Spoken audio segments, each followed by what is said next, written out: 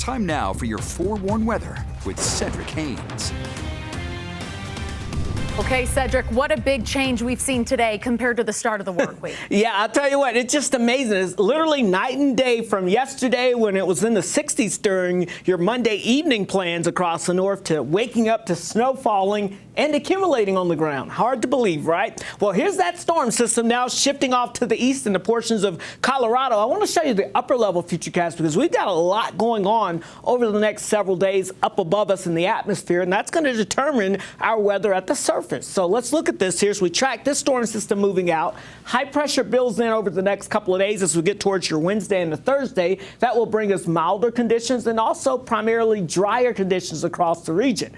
But don't get too used to that because check this out. As we get into your Friday, we're going to see our next storm system by Friday morning entering into the western half of the country. That's going to bring us colder and unsettled weather as it builds in Friday night into Saturday. So Friday night into Saturday is our next window of active weather where we're likely going to be seeing some rain and snow again returning across the area. Very similar to what we just saw last night into this morning. That system will drop down to the south, so we may see a brief break on Sunday, and then look at this. We've got yet another system lined up ready to drop into its place here. And I think as we get towards Monday and Tuesday, we have more colder and unsettled weather. Now, when you look at some of the computer models, the exact details will change pretty much every run because as you can see, we've got several different areas of low pressure kind of rotating around. So the exact position of these will kind of have to be fine-tuned. But you get the idea. Colder and wetter weather is heading our way. In fact, the temperature outlook all the way to about November the 22nd now continues to paint to a decent chance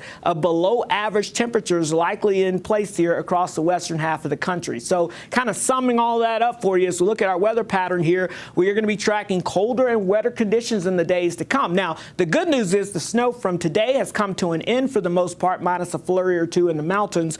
Otherwise, look for 50s over the next few days, so that'll be nice with a little bit of sunshine returning across the area.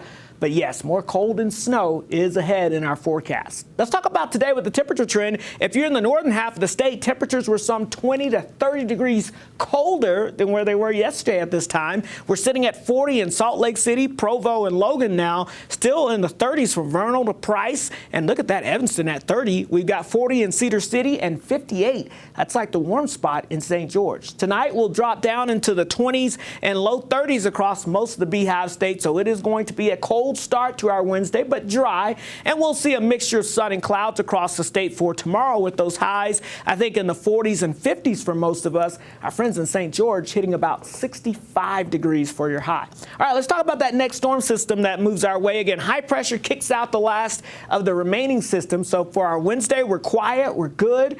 Thursday, not expecting much in the way of any major weather issues here, but a warm front lifts north, so Thursday afternoon will likely be the warmest day here over the next several. And then we get that cold front moving through for Friday, and then Friday night into Saturday, we start to develop some rain and snow across the area, and this system looks to dig in as we get into your Saturday as it changes all the way over to snow. So with this next system, about a quarter to a half an inch of precipitation, and yes, some of that will fall in the frozen form, so we'll see more snow accumulations and more decent snow accumulations in the mountain locations as we go from Friday into Saturday. So St. George will go at 65 degrees, 67 on your Thursday, Friday 62, slight chance of a shower on Saturday. Notice those temperatures cooling down into the 50s for highs, lows at or below freezing. Could even see a few rain and snow showers in St. George by the time we get towards next Monday.